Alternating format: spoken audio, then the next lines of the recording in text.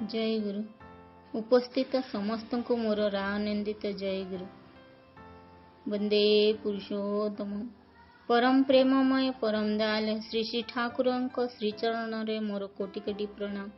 जगत जननी श्री श्री बड़मा लक्ष्मी श्री चरण रे मोर कोटि कोटि प्रणाम। परम पूज्य पाद श्री श्री बड़दा श्री चरण रे मोर कोटि कोटि प्रणाम। परम पूज्य पाद श्री श्री आचार्य देव श्री चरण रे मोर कोटि कोटि प्रणाम। समस्त ठाकुर परिवार श्री चरण रे मोर कोटि कोटि प्रणाम। परम प्रेममय परम दयाल श्री श्री ठाकुर अनुकूल चंद्र श्रीमुख निश्रित नारी नीति ग्रंथ पाठ ओडिया अनुवाद।